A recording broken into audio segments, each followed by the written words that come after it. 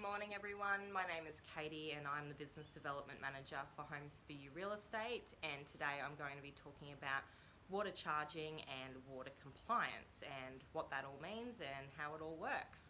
So I find that there is a lot of uncertainty about the process of water charging, both from landlords and tenants.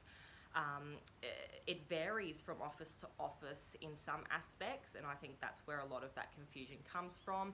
There are legislative requirements that everyone needs to abide by, so they're all the same, but there is an aspect of change which a lot of the time creates that confusion. So today I'll talk about what water compliance is and how our office charges. So water compliance, it is a certificate that you receive from a plumber. You must have the certificate on file for us to pass on all water usage charges to your tenants. So water compliance means essentially that there's a maximum flow rate of 9 litres per minute on all internal cold taps, so your hand basins, your laundry, your kitchen. There's also a shower head with a maximum flow of 9 litres per minute. And if you've got a dual flush toilet, the function may not exceed 3.5 litres per half flush and 6.5 litres per full flush. Now, I'm not a plumber, but these are specifics that have been provided to us from our trusted tradies that we use. They help us with our water compliance needs. So that's where this information has come from. Now, if you do not have a water compliance certificate on file, then we may only charge the tenants in excess. Now, this is where it varies between office to office and also lease to lease in some aspects. Our office does in excess of 20 kilolitres per quarter. So if you're a tenant, you may have in the past been charged 40 or 60. This can vary and most likely will vary between offices. So now, legislative requirements to be able to pass on water charges must be individually metered property. So if it doesn't have its own set meter, then we cannot pass on charges to the tenant. That is an absolute requirement, and that's a legislative requirement, so it's a non-negotiable. The lease must also state that that the tenant is to be charged water.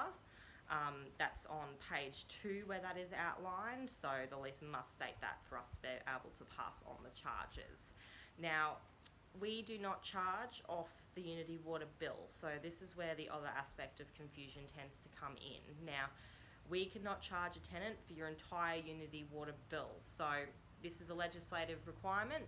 We can charge them for the stake bulk water charge section, and we can charge them for the water usage section, but we cannot charge them for sewerage or the fixed access charges. So not every section on your bill will be charged for, so you will not receive 100% reimbursement. It's purely only for what the tenants use. Now, if you're a little bit unclear on that, grab out one of your Unity water bills, hop onto the RTA website, and they've got that outlined in a really great fact sheet there for you. So have a look at that. Otherwise, of course, ask your property manager and they'll be able to explain that to you. So the way that we charge water at Homes For You is we take a water meter reading at the entry condition report time, so at the very beginning of the tenancy. We then take water meter readings at each routine inspection moving forward. So we don't charge off the bill.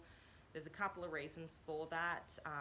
A, because we don't charge them for the entire bill, and B, because those move-in dates for your tenant and your charging dates on your bill will never ever line up. So we find this is the best way, and it minimises any delay in the sense of you getting your reimbursement for your water. So once we have taken the meter readings, the invoices are emailed and the tenants have 30 days to pay that invoice. Now, that is also another legislative requirement.